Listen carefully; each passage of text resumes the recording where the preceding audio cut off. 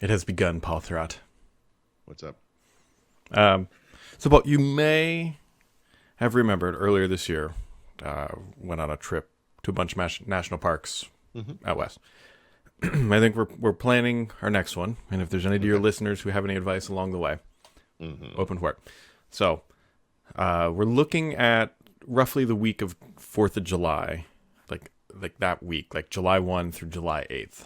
And I think what we're going to do, we're going to fly to San Francisco and then go to Sequoia National Park, Kings Canyon National Park, and then Yosemite, because they're all kind of... Yeah, I did this once a million years ago. Is Sequoia the redwoods that's north of San Francisco? Is that what that is? No, Sequoia's What's down. the redwood? That's, I think, just a redwood fort. Muir Woods? Okay. Yeah, that's worth seeing, by the way, if you're going out there. Yeah. So we're looking at that trip for a week, like a Saturday to Saturday, and starting to the biggest wild card that's going to trash this whole thing are going to be flights, because they are stupid expensive. Yeah, right. Hotel costs all look. San Francisco is a little bit more inflated because we'll stay there one night because my wife's never been. But I mean, yeah, you can do like 170, 150, 175 a night, and that's perfectly fine. But if anybody's been to these places, and I think we would do, roughly speaking, we would do a day and a half at Sequoia. do like I've been to Yosemite, but we did some kind of a cabin-based rental thing, like I guess it's technically camping, but it was like a cabin kind of thing. I don't know what it's like. This was a million. This was 1986, so I can't. My experience was not going to be helpful, but it was. It's beautiful, obviously. Was the internet? Well, I mean, I'm sure everything's changed. Yeah, and hopefully it will not be washed out by the time you. Well, yes, hopefully it'll still exist. I mean, that's exactly. But we're thinking like because it's 4 hours from San Francisco to Sequoia, so that's like half day. So we do a day and a half at Sequoia, full. So that's like 2 days of the trip. Then a day at Kings Canyon, because they're like right next to each other. You can actually stay at the same hotel, and they're both whatever. Yeah. And then a day and a half at Yosemite, and then drive back to San Francisco and have some more time there, because we'd only have about a half a day in San Francisco and whatever. It's kind of what we're looking at. Now, if people are wondering, like, Brad, but that's so far away. These things book, like, outrageously. Yeah. Like, some of these places, because they open up at, like, especially the national park stuff. Like a year and a date, a year plus 1 day out, and some of these places are already booked. And so, like, we gotta like really get on it, and we can always cancel, except minus the flights at some point. But the hotels, you can cancel them up to a day before, but whatever. Anyways, if anybody's gone, that's interesting. Let me know. That's interesting. Gotta book it a year out. I thought you were going to say you were going back to the Southwest. I'm like, I don't know if July is the best time to do that. Yeah, no. Where we really want to. Well, first off, I've never been to Yosemite. Like, we really want to do these parks too. That's on the bucket list. But we also want to go up to Glacier and the Tetons and Yosemite for a trip. But dude, even doing that on the week of 4th of July is a bit dicey, because some of the roads in Glacier still aren't open. Yeah.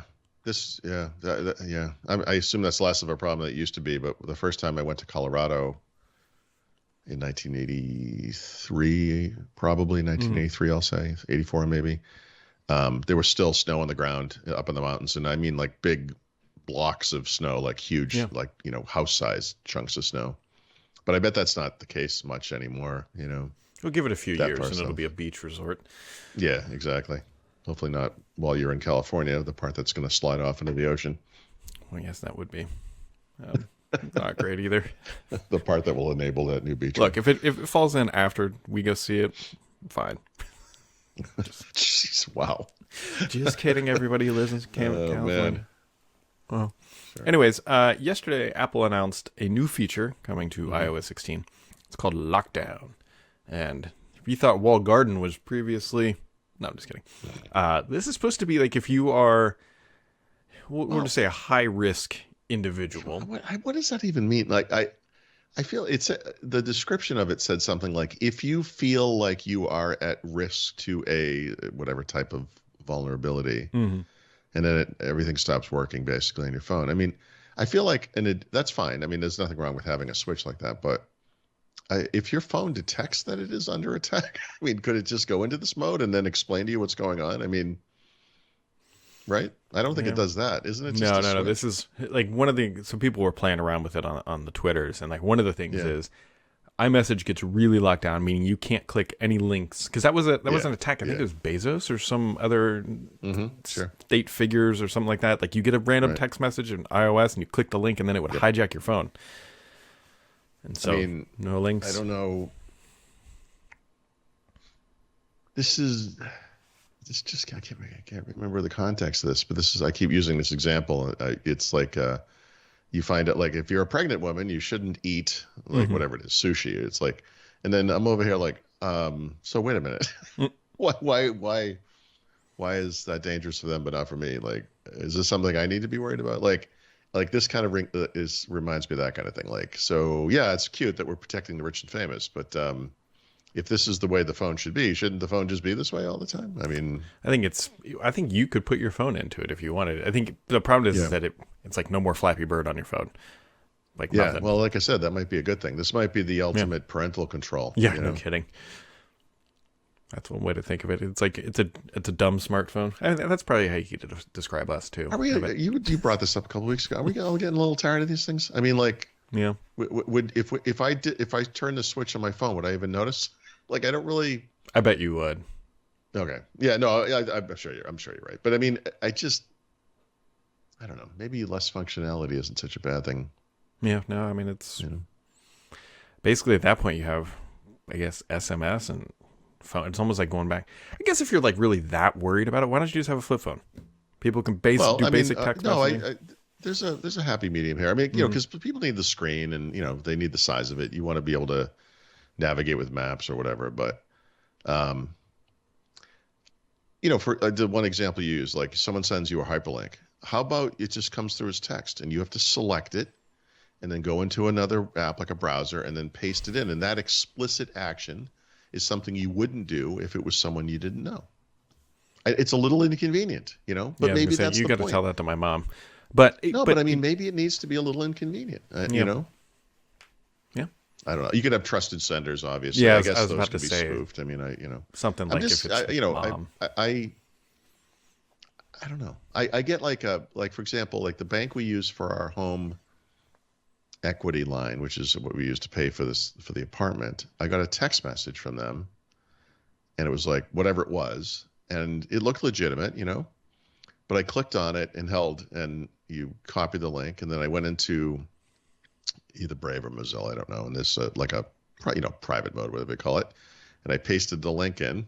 It was Brave actually, because it said this looks malicious. And I'm like, right, and you can tell from the URL it was like cr dot blah blah blah whatever. It was not the bank, but links like that. I mean, like, what is that? Like, maybe those links should be less convenient. Like, I manually made it less convenient to see the link. Yeah. Like maybe that's the point. We've made everything a little too convenient. It's the one-click thing everyone expects, Paul Thurrott, are you telling me that you need iOS Defender for Consumers 365, whatever that thing is called? Because that product is just an advertisement. I don't think it does anything. I think it just tells you stuff. Yeah. But anyway, yeah, I mean, I guess what I'm really saying is I think we've got a little too caught up in all of this instant anything, get a candy bar the same day delivered to your house, click on something on Amazon and have it the next day. Maybe it's the convenience is where you get screwed up or screwed over, Oh yeah. Or can get screwed over. Yeah. Well, I mean, we're used to it. Fast and friendly. Have you installed iOS 16? No. In fact, I was just looking at that. So is the public beta out? I don't know. I was just about to ask you. I don't think it actually happened. I saw a headline that said it was there. Like it said something like, "This is the public beta," and then I just saw this morning there was like a third developer beta or whatever, and I'm like, okay. I in my head I was like, I got to remember to go look at this. I will install it. Yeah, like I want to install it. I was like you, waiting for the public beta because we all know that same thing happens every year. The first couple of betas are trash for battery, and either way. Yeah, I will. I'm curious about it. Yeah. I like the notification stuff. I'm sorry, the lock screen stuff. Yeah, the lock screen stuff is that's like an Apple. That's a perfect Appleism. Like, I look, for whatever it's worth, like the iOS home screen is not. I don't have this on here now, so I can't show it to you. But you'll know what I mean.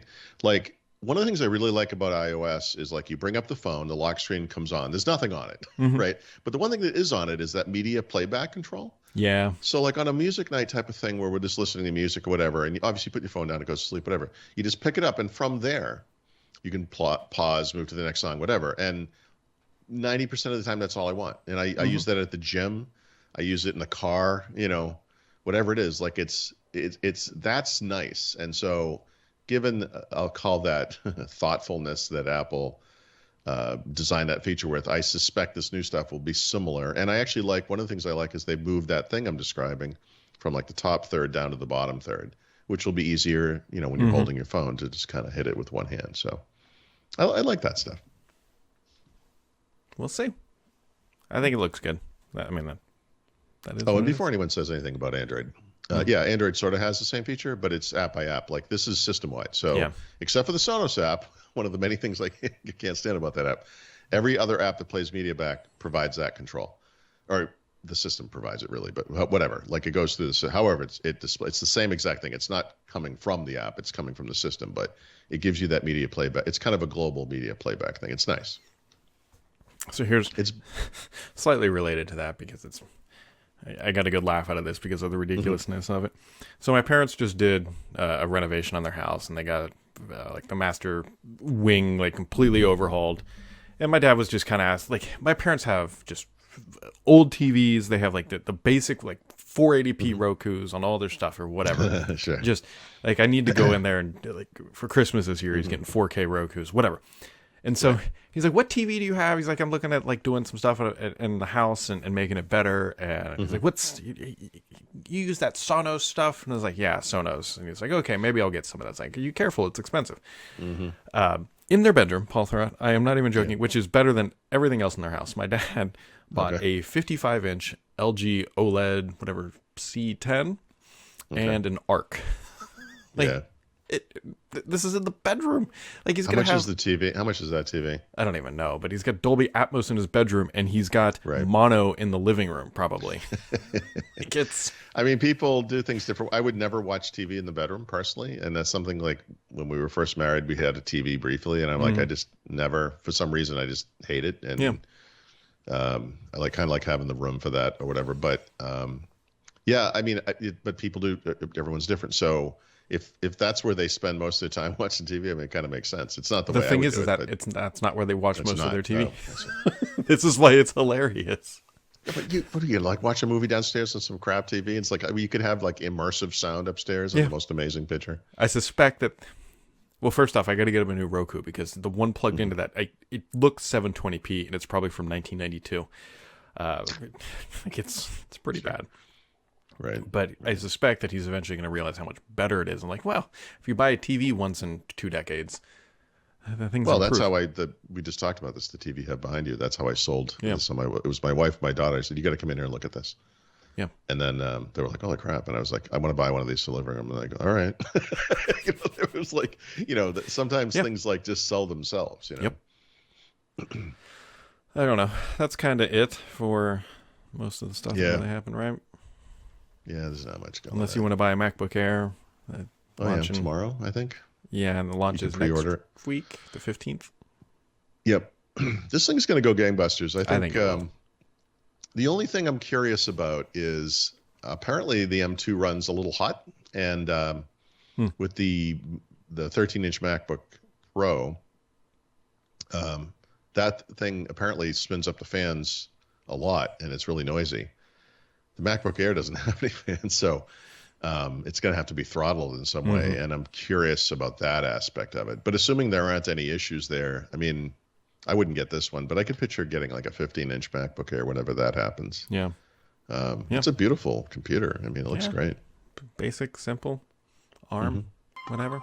Yeah, it works. ARM that works.